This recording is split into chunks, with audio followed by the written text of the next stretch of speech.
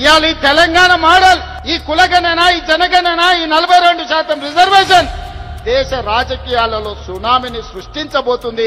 ఆ సునామీలో ఎన్డీఏ బంగాళాఖాతంలో కలవబోతుంది. నరేంద్ర మోడీ గారు కుర్చీ దిగబోతున్నారు.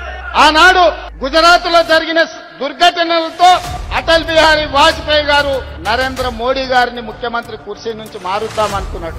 అది సాధ్యపడలేదు. నిన్నగాక మొన్న ఆర్ఎస్ఎస్ పెద్ద మోహన్ భగవత్ గారు ఇంకొక మాట అన్నారు. 75 సంవత్సరాలు పూర్తయిన ప్రతి ఒక్కరూ పదవుల నుంచి దిగాలి. మేము లాల్ కృష్ణ అద్వానీని, మురళీ మనోహర్ జోషి గారిని 75 సంవత్సరాల నిబంధన పెట్టి వాళ్ళని ప్రధానమంత్రులను చేయలేదు. కాబట్టి నరేంద్ర మోడీ గారు కూడా రేపు సెప్టెంబర్ 17కు 75 ఏళ్లు పూర్తి అవుతున్నాయి. వారు ప్రధానమంత్రి పదవి నుంచి దిగాలి అని వారు చెప్పారు.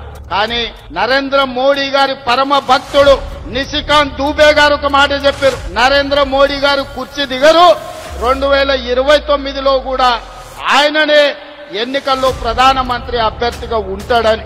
నేను ఒక మాట చెప్పదలుచుకునే వేదిక మీద, నరేంద్ర మోడీ గారు మీరు దిగొద్దు కుర్చీ, 2029 వరకు మీరే ఉండాలి. 2029 ఎన్నికల్లో అటల్ బిహారీ వాజ్పేయి ఆర్ఎస్ఎస్ చేయలేని పని, నరేంద్ర మోడీని గద్దెదించే పని మా సోదరుడు, మా నాయకుడు రాహుల్ గాంధీ గారు, మా ప్రతి కాంగ్రెస్ పార్టీ కార్యకర్త దేశం నలుమూలల నుంచి కార్యోన్ముఖులై ఎన్నికల యుద్ధ రంగంలో నరేంద్ర మోడీని ఓడిస్తాం. ఢిల్లీ గద్దె నుంచి నరేంద్ర మోడీని దించుతాం.